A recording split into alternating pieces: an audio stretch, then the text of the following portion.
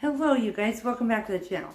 So today I want to go over some things that we have done and some ideas I have about how to get a month ahead on our bills. You might be wondering why I'm wearing an apron doing this video, but that's because I'm working on cleaning out my freezer. Stay tuned for that video. So here's what we're going to do. I'm going to give you some ideas and I would like your feedback, and I want you to tell me some things that you have done to get a month ahead, or what you have been doing because you're doing that right now or whatever. Now, there's no time frame on this, like, right? So there's no, I have to have this done in 3 months or whatever. I would like to give you an idea of to get it maybe done in a year. That might be doable because it is January right now. And so let's just say your expenses, your bills,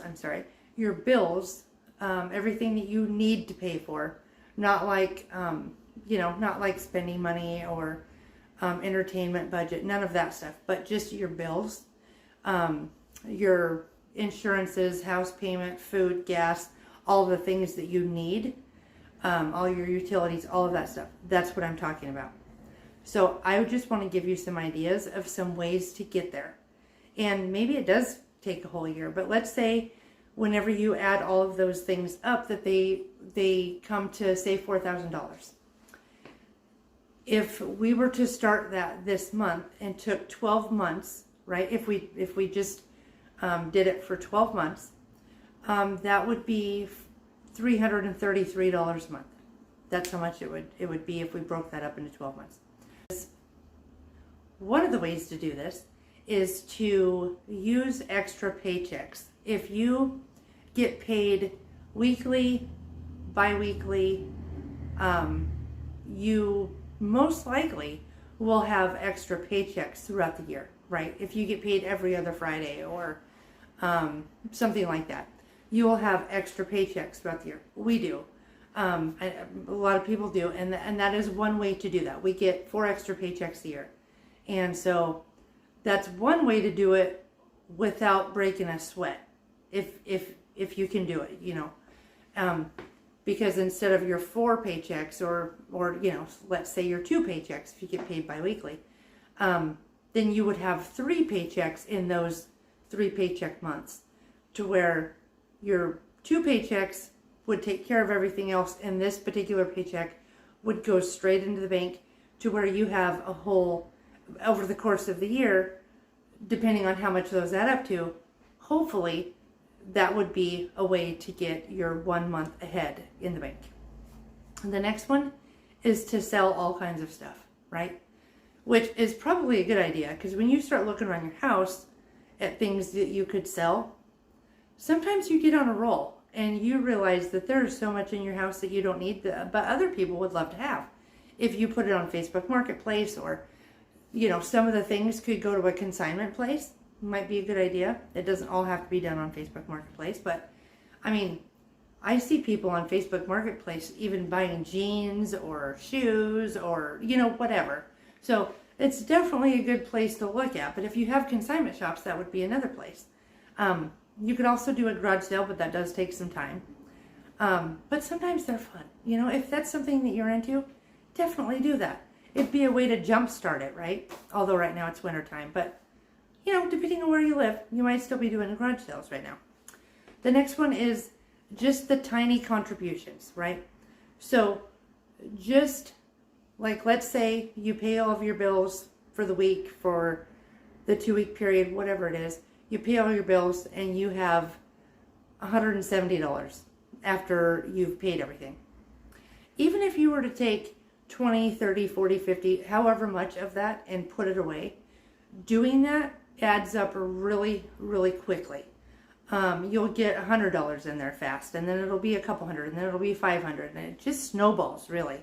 Once you get on a roll, I think a lot of times we really like seeing that savings number go up, so we do things intentionally to make it go up, right?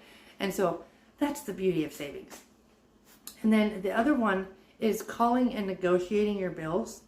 So if you can call and get your car insurance lowered, for example, let's just say that you pay every 6 months and it's $900 every 6 months.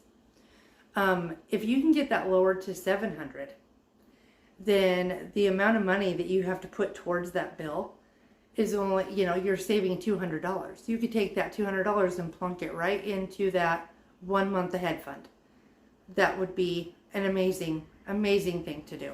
And then also, if you could, shave $25, maybe $50 off your grocery budget every month, put that right into that spot. You see what I mean? These little amounts could completely just really add up and take care of it over the course of time.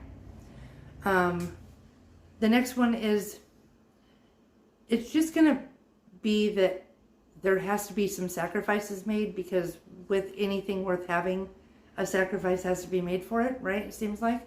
And so just some little things, maybe pizza night, right? Maybe not doing, some form of entertainment that week, or whatever the case may be. Maybe not getting a coffee, maybe not getting, whatever it is. Instead of spending that money, just putting it right into that little fund you have, whether that's an envelope, or I would not suggest your checking account, because that's too easy to have it be used, but definitely a separate account, so that it's not something that you can just pull from automatically. I think sometimes when we start something, when we don't have those muscles built up yet, a lot of times, I don't know, it kind of feels like we self-sabotage ourselves. So the point is put it to where you can't get it, and then you don't have to worry about it. You just put it over there, and it's not so easily that you're going to be able to transfer it from checking to savings, or vice versa. Just put it in a different spot. And then the other thing is if you are, say you're shopping, you're on Amazon, or you're in the store, or you're grocery shopping, or whatever. If you put one thing back, whichever one you decide what it is, instead of spending that money, because you were perfectly willing to spend the money, right? Clearly, because it was in your cart. If you put one thing back, transfer that amount of money over to that account, because you were perfectly willing to spend it. So clearly you had it to spend. And if you have it to spend, then you have it to save. Very, very important thing to remember.